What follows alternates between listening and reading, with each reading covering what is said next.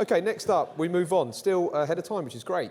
Simonne Gnessen is our next speaker, who's doing fantastic work. She's the founder of Wise Monkey Financial Coaching and also the co-author of Sheconomics. She's a City and Guilds Certificate in Adult Education. She's a certified life coach and a master practitioner of NLP and a registered life planner. She combines all of that learning in providing a financial coaching service to those who would not necessarily think that they need a financial advisor, providing them with the financial knowledge to transform their lives. Please give a warm welcome, Simonne Gnessen.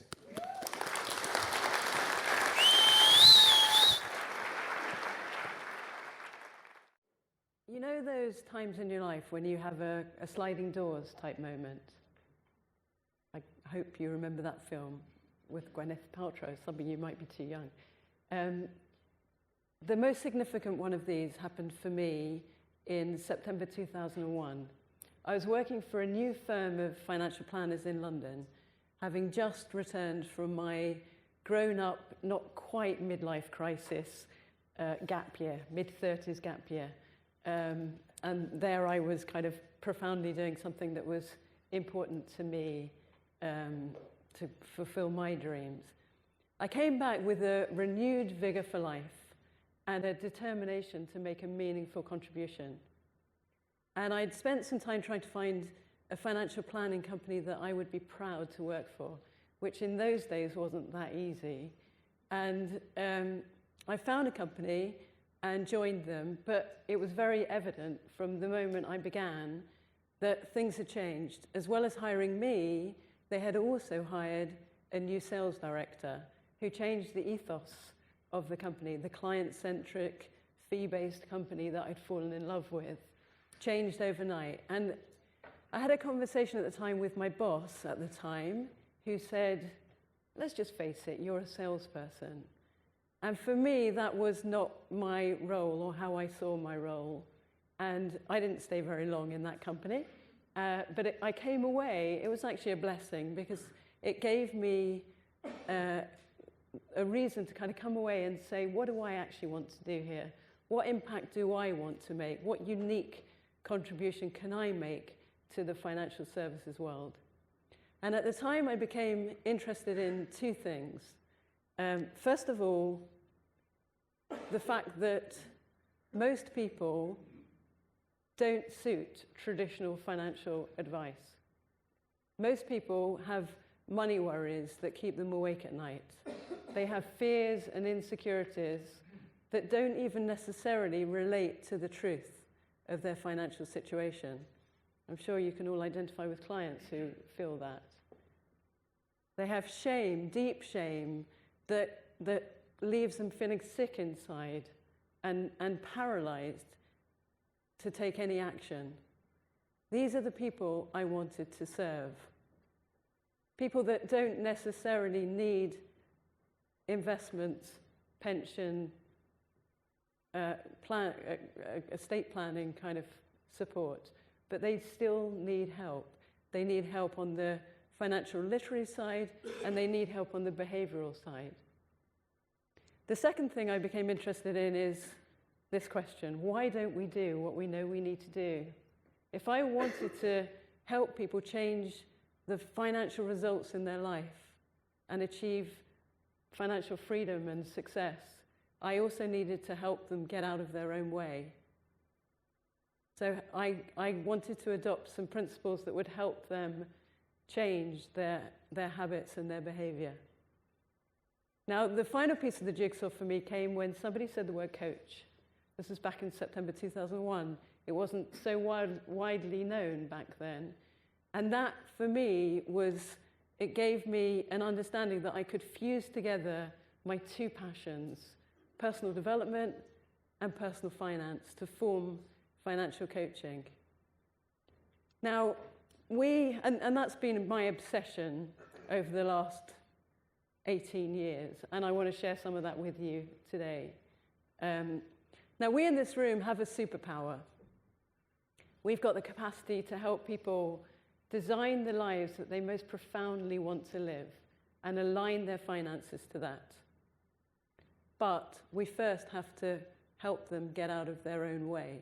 So I believe that people need coaching way before they're ready for advice. So we're doing great work. We're approaching this mass market, this underserved client base that don't meet the criteria for our business models. We're providing lots of information out there. We're writing great books, articles, podcasts, webinars, videos, everything like that. But people also need transformation. So what I'd like to do is help you think about what you could do in this sphere. Like, how could you help widen the net and reach this mass market more so than we're doing currently?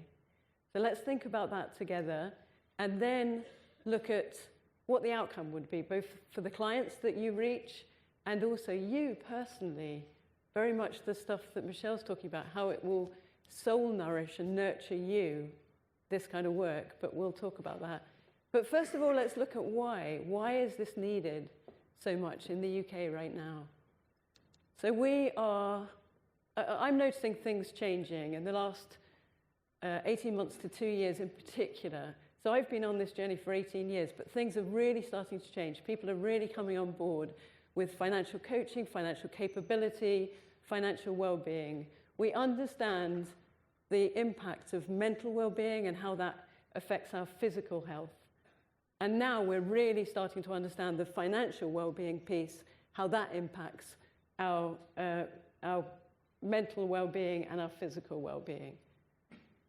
But money worries are one of the biggest causes of stress, one of the biggest reasons that we end up in divorce courts.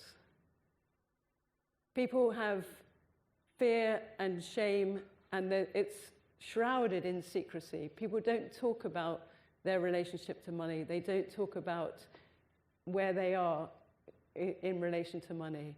And it's one of the main taboos. We're more likely to talk about our sex lives than we are to talk about money. So that's something, people need help navigating that because we don't always do it on our own. Some of the most common things I hear in my practice are these kind of phrases. And the most common one is, I feel immature when it comes to finances.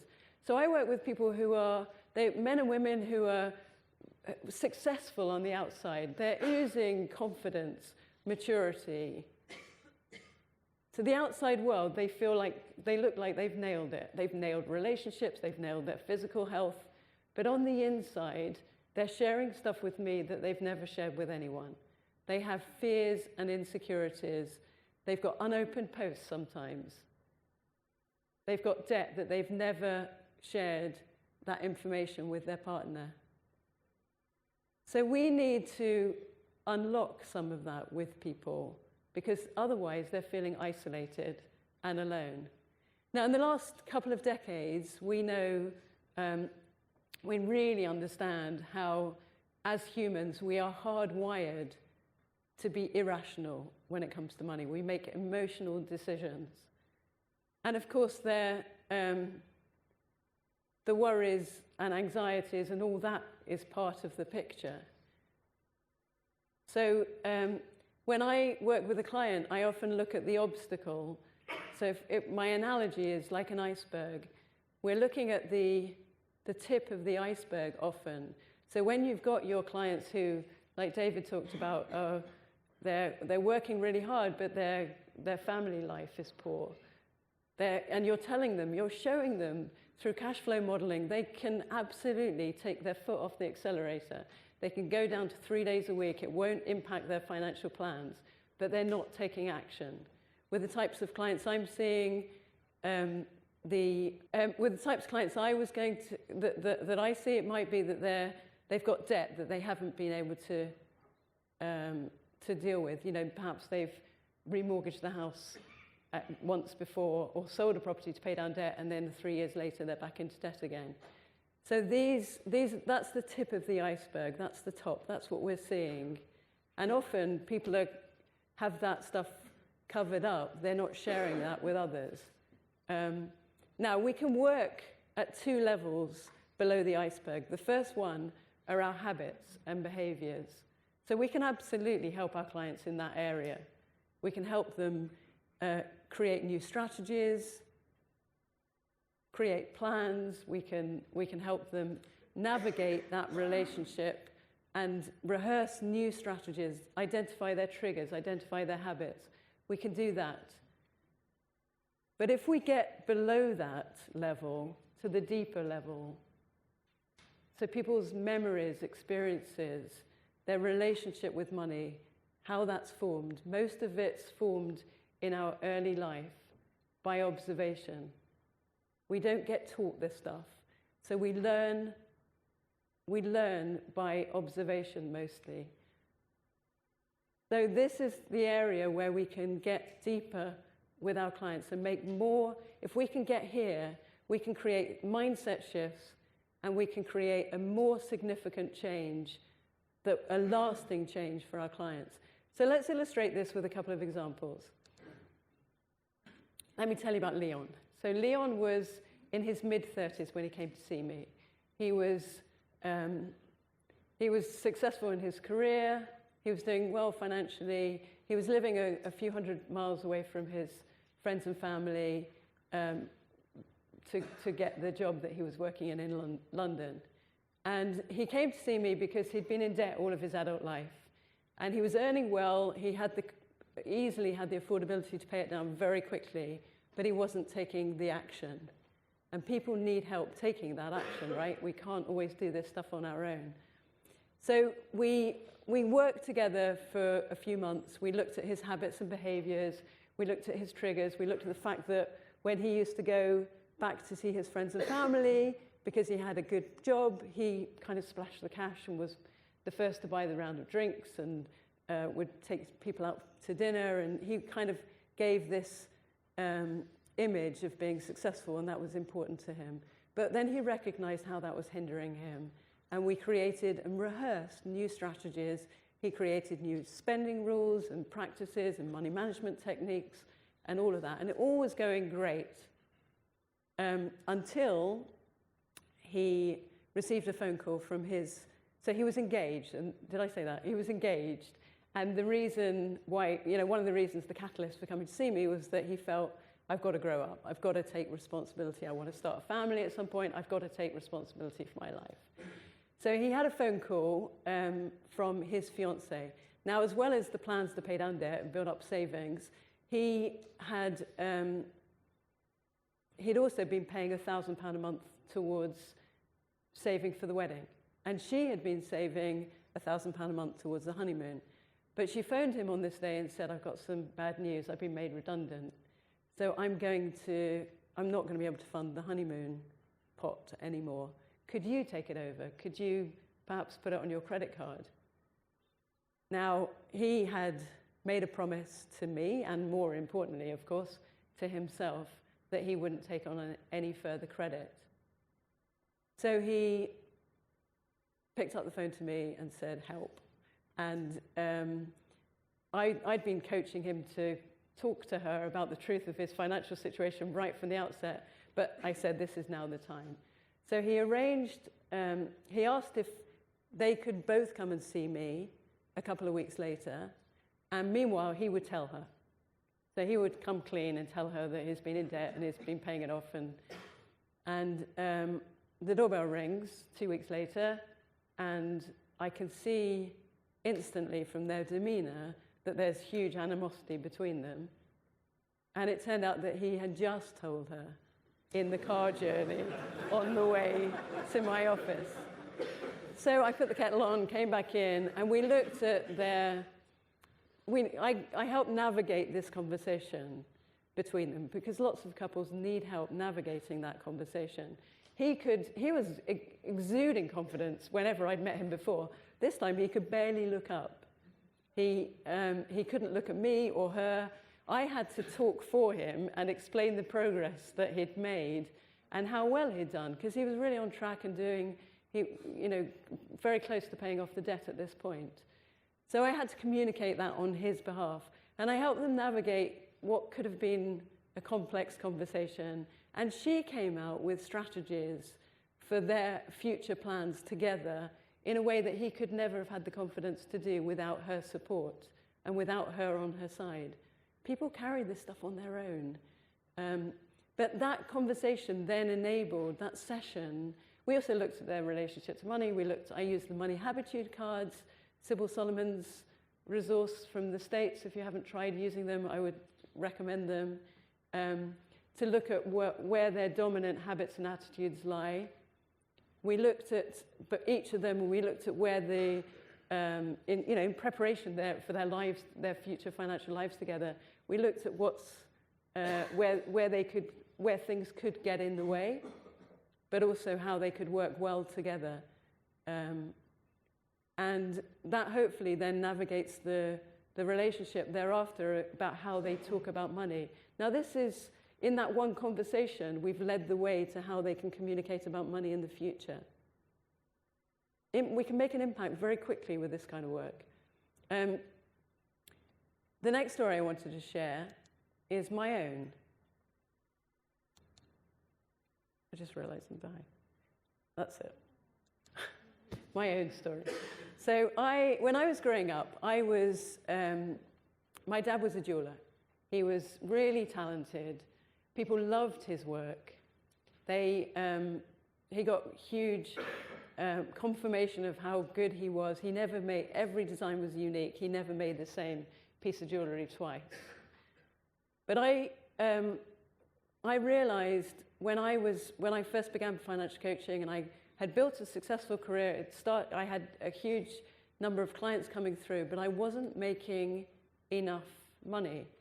I was making enough to get by, but I wasn't saving for my future. And I realized, I did my own little process of the iceberg and looked at what stories and messages I'd had around money. And I realized that I'd grown up with this association with my dad, who had a great business, made beautiful designs, but never made very much money out of it. We didn't have any fancy holidays, or we didn't go out for dinner, or we didn't have any luxuries. And I realized that I'd made a connection that if you do something you love, you can't expect to be paid well. It's kind of not fair to have both. Now, I didn't know I had this. And beliefs are like glass walls. Like, you don't know you've got them until you bump up against them. So here I explored my own relationship to money and had bumped up against this belief. Now, this isn't true. I knew rationally it's not true, but I had absorbed this. So I then did a process on myself, which I do on my clients, where I looked at what am I doing to reinforce the very belief I don't want. What am I doing? And of course I was undercharging, over-preparing, not marketing myself, all those kind of things. And then I looked at, well, what could I be? What message do I want to believe here? If I had a really super empowering message, what would that be? And that was, money comes easily and effortlessly, especially when you do something you love, right? Especially when you do something you love. And of course, that is true. And then I looked at, right, what do I need to do to change my behavior in order to reinforce that belief?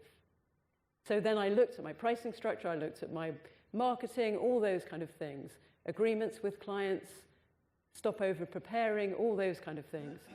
And now I was able, fortunately, to do that work for myself, but mostly we can't. We can't navigate this on our own. We need help.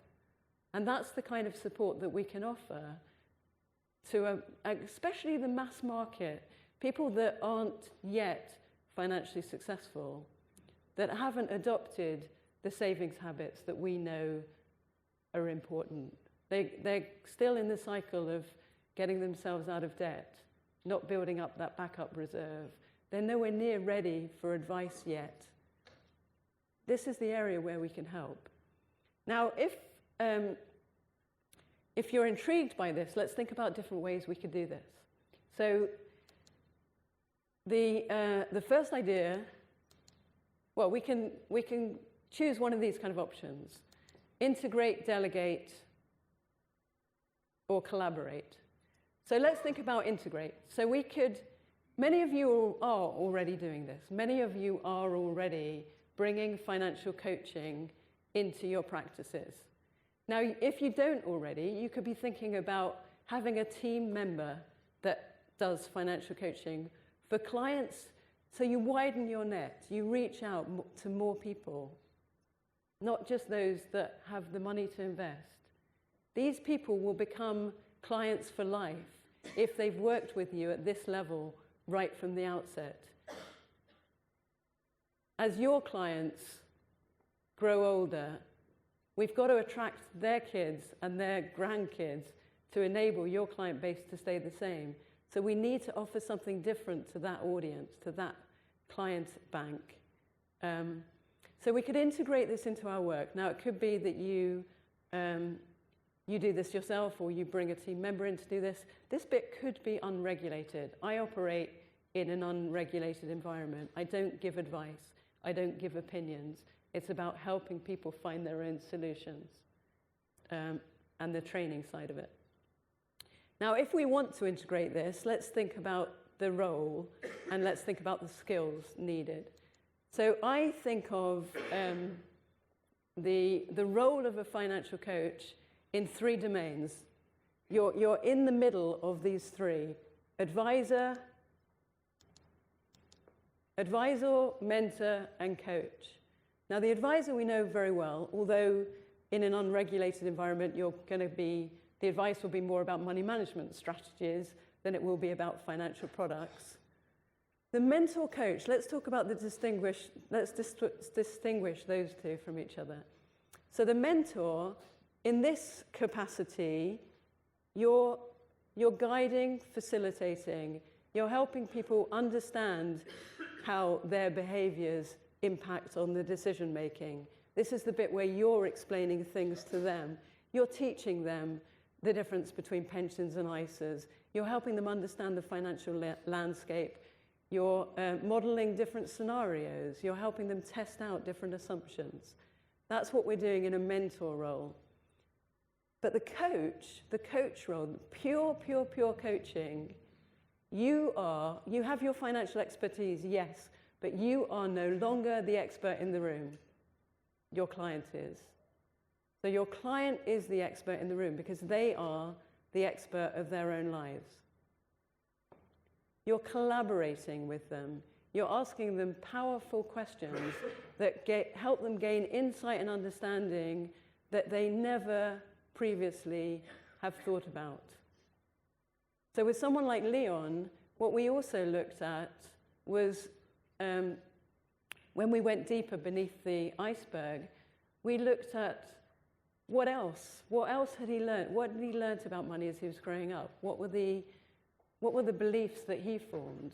And we understood that he understood for the first time and started to make the connection for the first time that his parents had divorced when he was quite young, and he had his dad got off very well financially. His mum had to hold down 3 jobs just to stay afloat, and he realized that he had at some level become a bit of a money transfer system between them.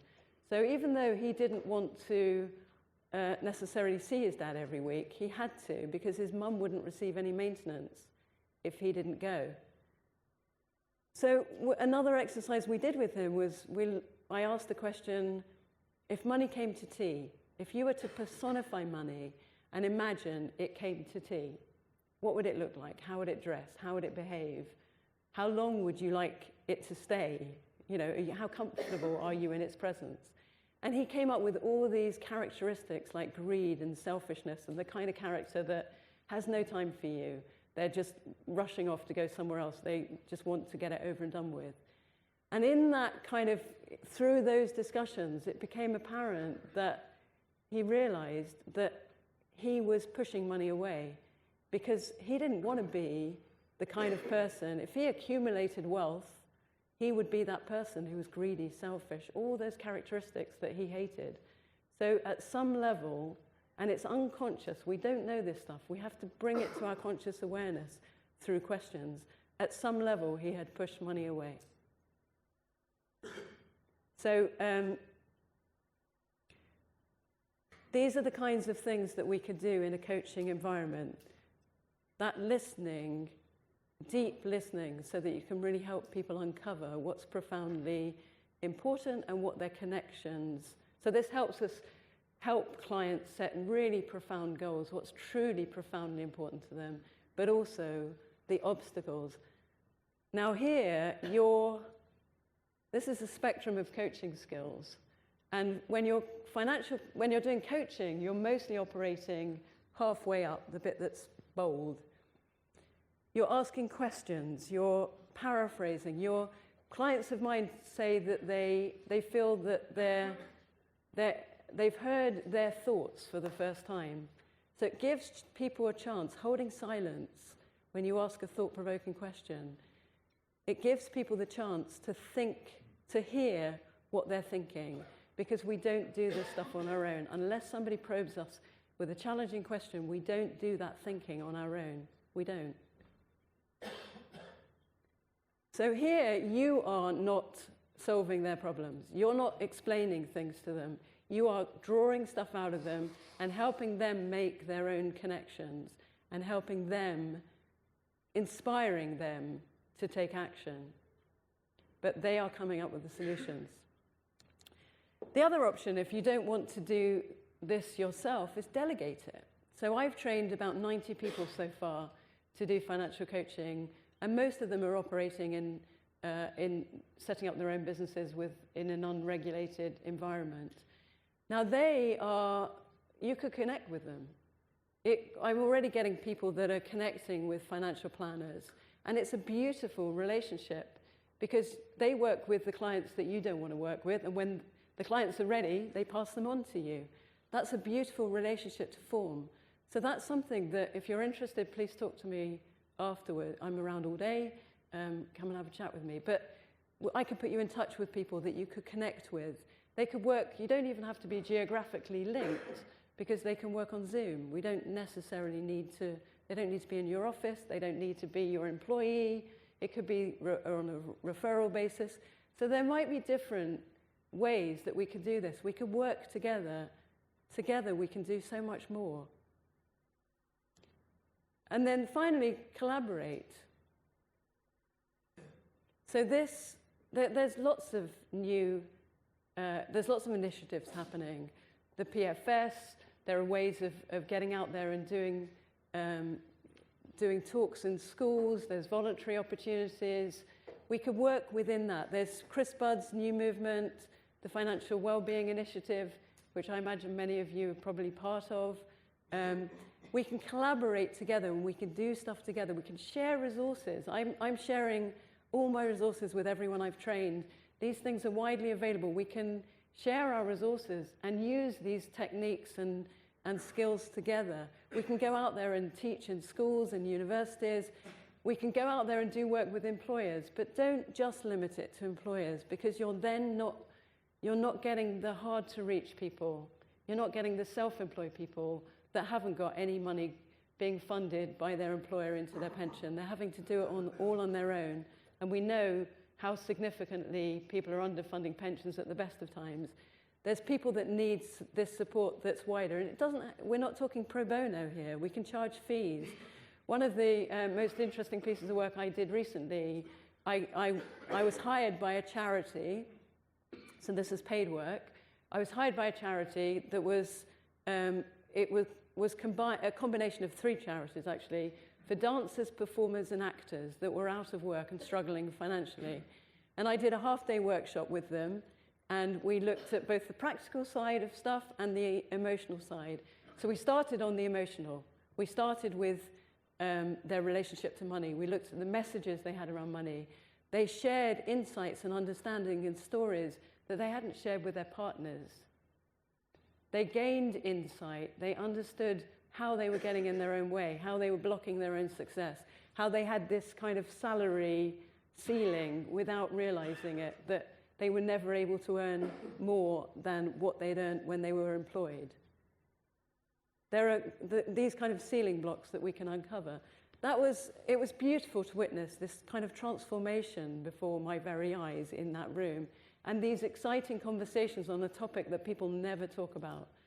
And then the second half, we did practical stuff. And for the first time in their life, they got excited about pensions and investments, and they understood why they needed to invest in equities and not cash.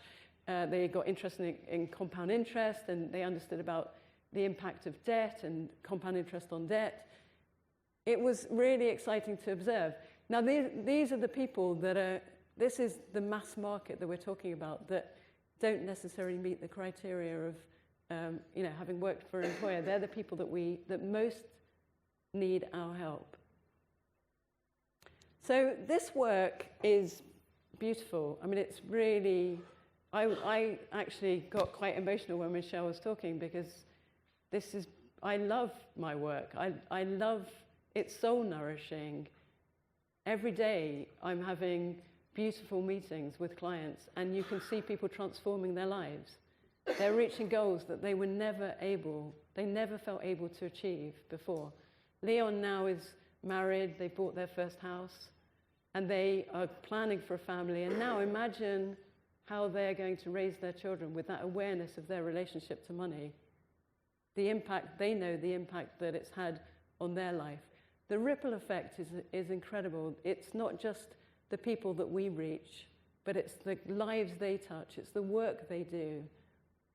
How they show up in the world is different without those money worries and stress. And Leon is now self-employed, and he said that he would never have felt confident enough to go self-employed had it not been that he'd been able to manage his own personal finances. Personally, if I hadn't have nailed my block, I wouldn't be standing here today, I wouldn't be doing the work I'm doing, I wouldn't be training other people.